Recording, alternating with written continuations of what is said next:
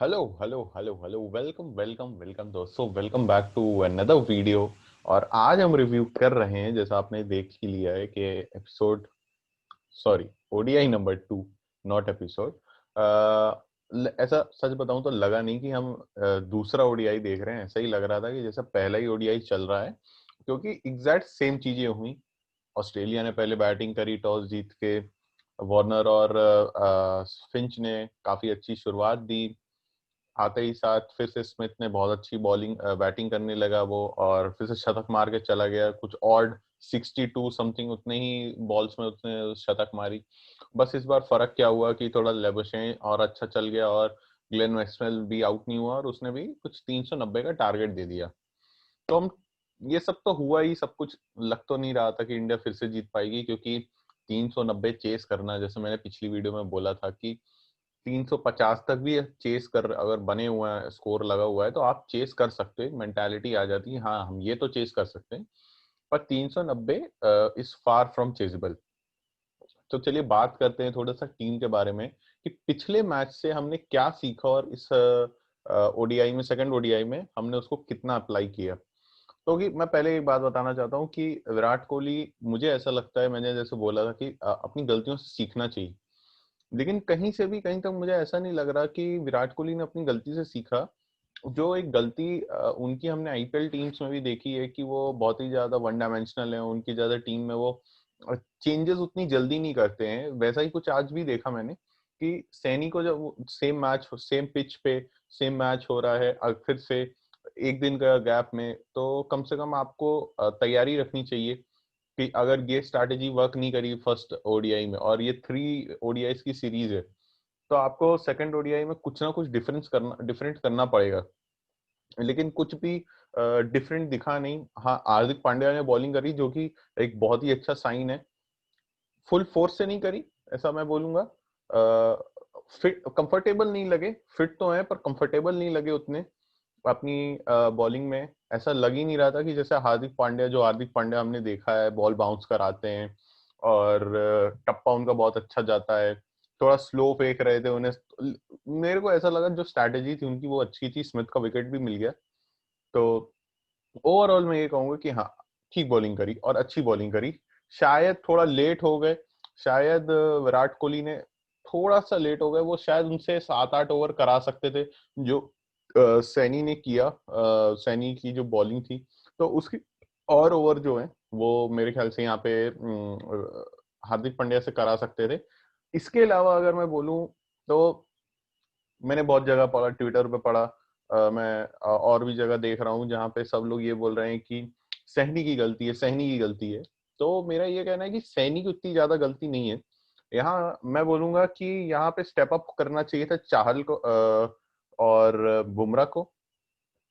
शामी भी थोड़ा सा आज पिट गए। लेकिन मैं, मेरा ये मानना है कि थोड़ा सा अगर आपको पिन पॉइंट करना ही है इंडिया की बॉलिंग को, तो कहीं ना कहीं इनको करना चाहिए, क्योंकि ये इनका पहला टूर नहीं है इंडिया में। जो कि मेरा नेक्स्ट पॉइंट था कि हमारे जो सीनियर प्लेयर्स थे उनका लैक ऑफ नॉलेज मुझे कहीं दिखा ही नहीं, कि शिखर धवन या विराट कोहली चल के जा रहे हैं बॉलर्स के पास, बोल रहे हैं अरे कोई बात नहीं, हो जाता है, आप एक काम करो, कुछ नया ट्राई करना है आप कर लो, आपके हिसाब से आपको क्या लग रहा है, आपको क्या ट्राई करना चाहिए इस सिचुएशन में। पर वो भी कहीं नहीं दिखा। ऐसा भी नहीं दिखा कि कहीं से कोई अप्रोच हो रही है। डरे डरे सहमे सहमे फील्ड पे। मैंने कभी विराट कोहली को इतना शांत नहीं देखा है जितना मैंने ये 2 मैच में देखा है। कुछ चिंता और कुछ परेशानी, ऐसा लग रहा है जैसे कुछ मेंटली वो स्टेबल नहीं है। वो he is not up to the mark, I think. वो मेंटली मुझे टीम जो है वो स्टेबल नहीं दिख रही, और फिजिकली भी नहीं दिख रही। और कहीं ना कहीं ये एक होता है हर बार आईपीएल के बाद, जब भी हम कोई मैचेस खेलने जाते हैं, सीरीज खेलने जाते हैं, तो हमेशा ये प्रॉब्लम आती है, क्योंकि आईपीएल ड्रेन्स अलॉट। लेकिन at the same time Australian players में भी दिखना चाहिए, जो कि दिखा। जैसे आपने देखा स्टॉइनिस पहले मैच में ही गॉट इंजर्ड, वो इस मैच में नहीं खेले। फिर उसके बाद इस मैच में हमने देखा कि कैसे वार्नर इंजर्ड हो गए थे। तो ये कहीं ना कहीं दिखता है कि थोड़ा बहुत इफेक्ट पड़ता है। पर स्टीवन स्मिथ और ग्लेन मैक्सवेल एक दो ऐसे खिलाड़ी हैं जो आईपीएल में कुछ और ही दिख रहे थे, और यहाँ तो कुछ और ही दिख रहे हैं। और ये राजस्थान और किंग्स इलेवन पंजाब के जो ओनर्स हैं, मेरे हिसाब से तो उन्हें सोचना चाहिए कि इन्हें अगली बार टीम में लेना भी चाहिए कि नहीं। मेरे हिसाब से तो मैं तो कभी नहीं लेता, क्योंकि अगर ऐसी परफॉर्मेंस शायद अगर राजस्थान और किंग्स इलेवन से की होती स्मिथ ने और मैक्सवेल ने, तो आज शायद पंजाब और राजस्थान कम से कम टॉप 4 में तो होती। पर अभी हम आईपीएल की नहीं बात करेंगे और ना इन दोनों की, बाद में बात करेंगे इस बारे में। इसके अलावा जो मैंने पिछले मैच में भी एक चीज बोली थी, अगेन पिछले मैच और इस मैच में कोई ज्यादा फर्क नहीं था, अप्रोक्सीमेटली हर चीज सेम टू सेम हुई। लेकिन कुछ चीजें हैं जो मेरे हिसाब से इस मैच में बदलनी चाहिए थी, जो विराट कोहली ने नहीं करी। टीम मैनेजमेंट का मुझे समझ नहीं आया कि क्या डिसीजन था, ये सब बात हुए। जो था टीम बॉलिंग कॉम्बिनेशन। देखिए, जब आप, मैंने बताया कि आप सैनी खिला रहे हो, आपको लगता नहीं Saini should be the bowler who should play over Shardul और नटराजन। पर सैनी की स्ट्रेंथ क्या है? सैनी की स्ट्रेंथ क्या मिडिल ओवर्स में बॉलिंग करना है, क्या शुरुआत में बॉलिंग करना है, या आप थोड़ा लेट आकर के बॉलिंग कर रहे हो? तो ये समझना चाहिए। और मेरे हिसाब से सैनी जो है वो शुरुआत में अगर बॉलिंग कर रहे हैं तो ही इज मोर इफेक्टिव। उन्हें बाद में बॉलिंग करवाना, उन्हें मिडिल ओवर्स में बॉलिंग करवाना, मेरे हिसाब से वो समझ की बात नहीं है। That's not right. तो यहाँ पे मुझे एक ऐसी चीज लगती है कि ये विराट कोहली पे बात आती है, क्योंकि देखिए वो टीम कैप्टन है, वो टीम उतार रहे हैं, प्लेइंग 11 डिसाइड हो रही है। उसके बाद टीम 11 में कौन कैसी परफॉर्मेंस कर रहा है, किस पोजीशन में खेलने वाला है, किस पोजीशन में नहीं खेलने वाला है, वो डिसाइड कैप्टन ऑन स्पॉट करता है। तो ये भी मुझे देखना। और दूसरी बात ये कि जो मैंने देखा हार्दिक पांड्या को, हार्दिक पांड्या मेरे हिसाब से काफी लेट बॉलिंग करने आए। कहीं अगर उन्हें ओवर कराना ही था तो कहीं ना कहीं 20 ओवर से 25 ओवर के बीच में एक ओवर देके देखते कि हाँ क्या हो रहा है अभी। फिर उसके बाद दो दो बार के स्पेल में उनसे 4-4 ओवर भी अगर करा लेते, तो मेरे हिसाब से जो स्कोर 390 था, मेरे हिसाब से शायद वो स्कोर कम होकर के कहीं ना कहीं 350 या 340 होता, जो कि चेजेबल होता, ऐसे मैदान में जैसा हमने देखा चेजेबल होता। तो ये भी एक बात है जो मेरे हिसाब से पिन पॉइंट करनी चाहिए। और जैसा मैंने बोला, स्ट्रैटेजी तो है ही नहीं। तीसरा जो मेरा पॉइंट था वो स्ट्रैटेजी था। स्ट्रैटेजी तो कहीं दिखती नहीं है विराट कोहली में। और सबसे बड़ी बात है, विराट कोहली अंदर से वो आग होती है, मुझे ऐसा लग रहा है जैसे दो भाइयों की टीम है और उनके बीच में मैच हो रहा है। क्योंकि जो एक एग्रेशन होता है ऑस्ट्रेलिया की तरफ से या इंडिया की तरफ से, कहीं दिख ही नहीं रहा। कोई एग्रेशन ही नहीं है, कोई फाइटिंग, मतलब फाइटिंग स्पिरिट तो छोड़ ही दीजिए। सच में ऐसा लग रहा है जैसे कोई दो फ्रेंडली मैच हो रहे हैं। क्योंकि टीम की तरफ से भी, जो इंडियन टीम की तरफ से, मुझे कहीं से ऐसा नहीं लग रहा कि टीम बहुत ही अच्छा, मतलब फाइट कर रही है, हर मैच में फाइट कर रही है, लेकिन रिजल्ट नहीं ला पा रही। तो कहीं ना कहीं मैं ये भी बोलूंगा ऐसा भी नहीं है। और अगेन मैं चाहल और बुमराह के लिए ये बोलूंगा कि उनका ये पहला सीजन नहीं है, पहला पहला टूर नहीं है ऑस्ट्रेलिया का। तो उन्हें मेरे हिसाब से तो ज्यादा दिमाग होना चाहिए, ज्यादा पता होना चाहिए कि किस लाइन लेन पे बॉलिंग करनी होती है। और आप वही दूसरे हाथ पे आप जैम्पा देखिए, Zampa is picking up wickets at crucial time. जब भी उन्हें बॉल दी जा रही है वो विकेट निकाल रहे हैं। उनका इकोनॉमी रेट बहुत कम है चाहल से। They both are spinner, they both know how to bowl. और अगर कहीं पे कोई स्टैट्स की बात करते हैं तो obviously Chahal is way better bowler than Zampa. But still क्या दिमाग में चल रहा है मुझे नहीं समझ में आ रहा। इसके अलावा अगर हम बात करें तो बैटिंग में, तो बैटिंग में देखिए मैं कुछ ज्यादा नहीं बोलना चाहता, क्योंकि जब 390 का इतना विशाल का ही टोटल लगता है तो आसान नहीं होता दिमाग में ये सोच के चाहना कि मैं 390 चेस करने वाला हूँ। बहुत ही मुश्किल होता है। पर अगेन, जिस तरीके से धवन आउट हुए या मयंक आउट हुआ, तो मुझे कहीं ना कहीं लगता है कि बहुत ही ज्यादा कैजुअली आउट हो गया मयंक अग्रवाल फिर से इस बार। अब उसने अपना विकेट दे बैठा, जबकि देखा उसने धवन आउट हुआ है तो उसे थोड़ा टाइम लेना चाहिए था। क्योंकि आप जब भी विकेट गिरता है, आप चाहे किसी भी गियर में, आप थर्ड गियर में हो, फिफ्थ गियर में हो बैटिंग के, आप फर्स्ट गियर में आ ही जाते हो। आप स्लो डाउन करना ही पड़ता है आपको, क्योंकि अभी अभी जस्ट विकेट गिरा है। आपको इतनी जल्दी काउंटर अटैक नहीं करना चाहिए, क्योंकि ऑस्ट्रेलिया, आप वहां पे दूसरी बारी जा रहे हो। और वहां पे अभी बैटिंग करना उतना भी आसान नहीं है जितना दिख रहा है। अंडर लाइट्स आसान नहीं होता है बैटिंग करना।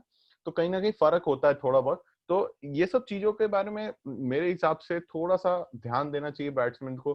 थोड़ा सा और अप्रोच, इसमें ज्यादा मैं बोलूंगा नहीं। क्योंकि कहीं ना कहीं ऑब्वियस सी बात है कि थोड़ा सा यंग अप्रोच, यंग दिमाग है, थोड़ा सा सोच वैसी होती कि मैं फटाक से काउंटर अटैक करूं, मैं जल्दी से रन बनाऊं, तो 390 चेस करना है। तो कहीं ना कहीं जो जो और आज जो विराट कोहली की बैटिंग थी, कितनी सेंसिबली उन्होंने बैटिंग करी, लग ही नहीं रहा था कि वो 100 की स्ट्राइक रेट से, ऑलमोस्ट 100 की स्ट्राइक रेट से उन्होंने रन बनाए। तो रन बॉल रन बनाए उन्होंने, और कहीं से नहीं लग रहा था कि वो इतना एग्रेसिव खेल रहे हैं या बहुत ही ज्यादा डिफेंसिव चले गए। जैसा कि हमने केएल राहुल के साथ भी मैंने थोड़ा देखा कि वो बहुत ज्यादा डिफेंसिव चला गया था शुरुआत में, और स्ट्राइक नहीं रोटेट हो रही थी।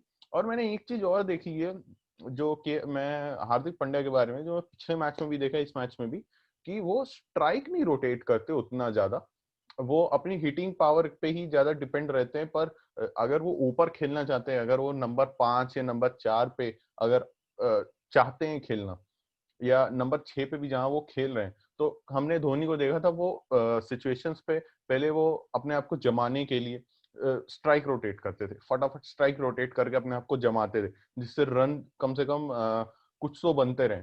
और फिर उसके बाद जब मौका आता था, उसके बाद वो मारना चालू करते थे। तो ये एक पहचान होती है एक अच्छे फिनिशर की। हार्दिक पांड्या के अंदर वो पोटेंशियल है छक्के मारने की, चौके मारने की, सिचुएशन है 1 ओवर में 20 रन 30 रन मारने हैं, वो निकाल सकते हैं। लेकिन एट द सेम टाइम अगर आप देखो, तो हार्दिक पांड्या को ये भी ध्यान देना चाहिए कि स्ट्राइक रोटेट करनी है, जो कि वो नहीं किए। और इसके अलावा अगर मैं कुछ एक चीज जो मेरे हिसाब से मुझे ऐड करने का लग रहा था कि जैसे जैसा मैंने कहा कि हम लोग सैनी को नहीं बोल सकते कि सैनी तुमने बहुत पिटवाया, सैनी की वजह से हार गए, सैनी की वजह, ऐसा नहीं है सैनी की वजह से हार रहे हैं। क्योंकि अगर आप ऑस्ट्रेलिया में भी देखो, तो ऑस्ट्रेलिया में मिचेल स्टार्क ने काफी रन पिटवाए। वो भी कोई बहुत अच्छी बॉलिंग नहीं की है पूरे दोनों मैच में, लेकिन कहीं ना कहीं ऑल ओवर पूरी टीम ने जो बॉलिंग करी है, या जो कॉम्बिनेशंस आए हैं, या तो चेंजेस किए गए हैं टाइम टू टाइम, जैसे मोइसे एनरिके बॉलिंग की है, उन्होंने खुद ही बोला कि मैं बहुत टाइम बाद बॉलिंग करने आया और इतना लंबा स्पेल में डालता नहीं हूँ रेयरली, और आज बहुत रेयर है कि मैं इतना लंबा स्पेल डाला हूँ। तो कहीं ना कहीं ये दिखाता है कि ऑस्ट्रेलिया का जो एक वो मानसिकता है, वो काफी मेंटली वो स्ट्रांग है। और जो उनका गेम प्ले भी था पूरे दोनों ओडीआई में, ऑलमोस्ट सेम था। और जो उनकी बॉलिंग थी, वो भी अगर आप देखो तो ऐसा नहीं लग रहा था कि मिचेल स्टार्क पे ही डिपेंडेंट है कि अगर वो विकेट लेंगे तो अच्छा होगा, या हेजलवुड बहुत अच्छी बॉलिंग कर जाएंगे तो अच्छा होगा। ऐसा नहीं है, सबने अपना अपना कंट्रीब्यूशन दिया। दोनों मैच में स्टार्क ने ज्यादा पिटवाया, जैसे इंडिया में सैनी ने ज्यादा पिटवाया, लेकिन ओवरऑल बॉलिंग जो थी सारे बॉलर्स की, उसमें अगर आप देखो तो काफी हद तक लेसर टोटल्स पे इंडिया को रखना और टाइम टू टाइम विकेट निकालना, ये काफी अच्छी तरीके से जो ऑस्ट्रेलिया ने किया वो इंडिया नहीं कर पाया।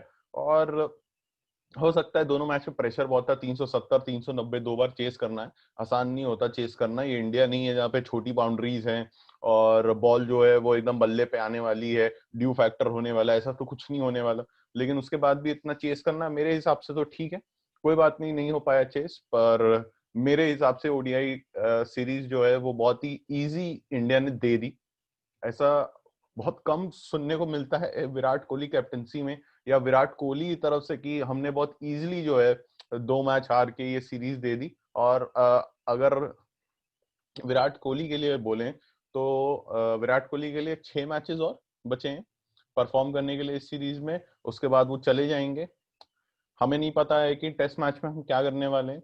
अब मेरे ख्याल से T20 सीरीज है, थोड़ा फॉर्म में है सारे के सारे प्लेयर्स, और T20 खेल के आ रहे हैं, थोड़ा सा टाइम मिले और उसके बाद परफॉर्म करें। पर उससे पहले थर्ड ओडीआई, मैं चाहता हूं कि सैनी को इस मैच में थोड़ा सा सैनी या बुमराह किसी एक को भी अगर बिठा कर शार्दुल को खिलाना चाहें तो, या नटराजन को, क्योंकि नटराजन के लिए ये पहली T20 सीरीज होगी, इंडिया के लिए डेब्यू होगा। तो अगर वो एक मैच खेले होंगे और फिर T20 सीरीज में आए, तो थोड़ा एक्सपीरियंस रहेगा उन्हें, तो पता होगा कि कहाँ बॉलिंग कैसे करनी होती। तो मुझे लगता है कि उन्हें वही चांस देना चाहिए। इनके अलावा अगर मनीष पांडे को चांस मिले नंबर 4 पे, श्रेयस अय्यर अच्छा खेले, अगेन मेरा मानना है कि अगर मनीष पांडे को थोड़ा चांस मिले, और मेरे हिसाब से मनीष पांडे को ही ज्यादातर चांसेस मिलने चाहिए, श्रेयस अय्यर को भी थोड़ा सा और टीम में बैट करके थोड़ा और एक्सपीरियंस लेना चाहिए, लेकिन वैसा नहीं हो रहा है।